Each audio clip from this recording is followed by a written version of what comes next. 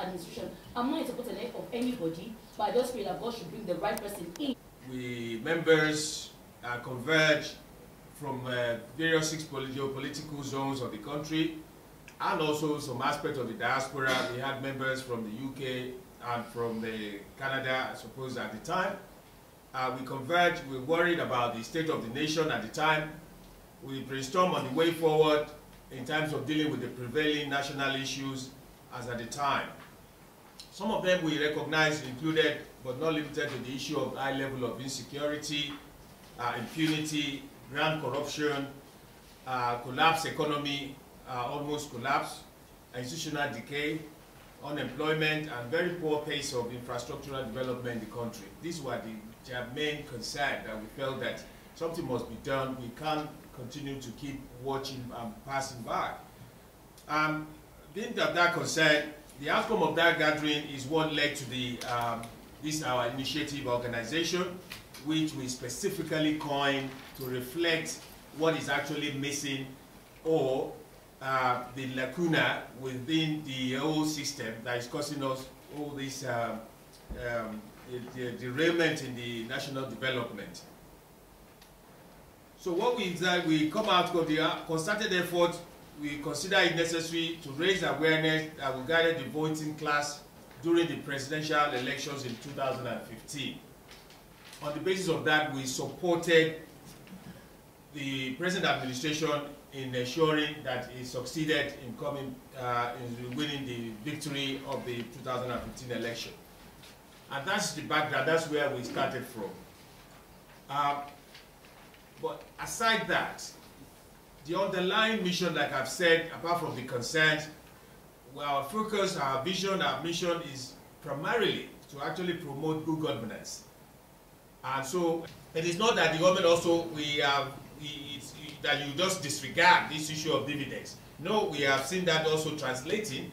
Yes, it might not be enough as we all expected, but again, that's what we all are being patriotic. We can all come together and follow up and have our eyes on the ball in terms of how the government is doing, and not be nonchalant. And that's what we call patriotism, not getting involved in the affairs of the government, being involved in assisting even the government to implement. That is what we call the patriotism, and that is what will yield the result of the democratic dividends. And that's what we enjoy, and that's what we are advocating, that all citizens should key into those sort of values. And then we will see it translate into realities in terms of dividends that we're all looking for. But I have to say that there has been a couple of landmark achievements in terms of the dividends delivery itself, in terms of provision of infrastructure, social welfare, dealing with the security issue of the country, the agricultural revolution, the revenue generation itself, both whether from the FIRS, from the custom, from the JAM, as we also, and the rest of it, and in agriculture, the rights population is all there to see. So we can only carry on from that point and not get into the reverse. And this is why we stand for, that not being a sink praiser for anyone, but to support moving forward and not retrogressing in terms of national development. This is what we call all citizens to join and to pursue this goal, and the fact that it is not in the interest of any present leaders or president.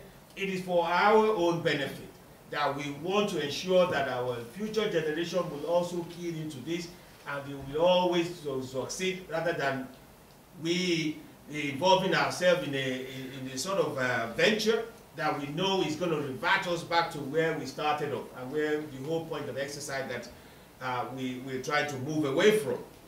So these are the parameters that we have said that spurred our support for the present administration. Like I said, particularly in relation to setting the standards and laying the foundation for future national development. And then also recognizing the fact that transition in governance will always have to be systematic and will always have to be gradual, especially when you're looking very forward, when you are forward-looking, and not just in the case that, okay, let's just do what we do, everybody happy, or a few people happy, and then they give bits and pieces to others. But those are the background, those are the vision, those are what drives us. And I know that many in the country also share the same view. and they share the same passion, and that's where we say across the country, let's all come and join that movement to say that we rescue the country. So at this point, the critical point that also the theme of the briefing is also then that, okay, we need to take the immediate step towards all of that vision and the goal that we're all looking, the objective we are hoping that we'll attain. And so the immediate concern for us is that we will have to get involved in having a credible election, let the transition, whatever you believe. We have said that, given an indication of where the path that should be followed, for those who are looking for national development, and the other side were there. But having said that, the most important thing is to map out a credible way that we will all have a successful transition, and that is important for any patriotic Nigerians.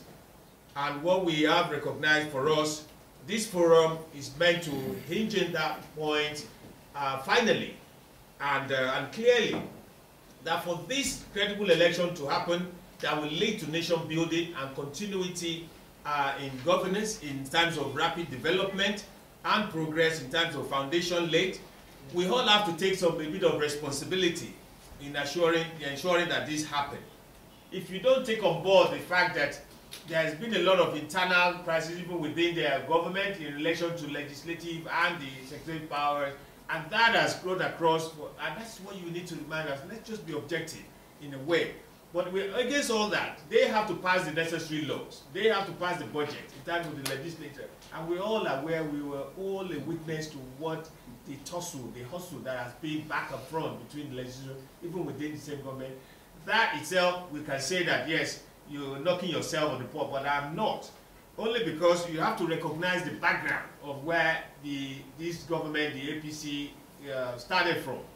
And that is the fact that there were hybrid of interest coming up together, and they all had the different, and you can see in the end now. So that is, in the end, what happened. Those that have taken in with a different intention, they also had to slip out, and it left with people who say, similarly, have a genuine interest.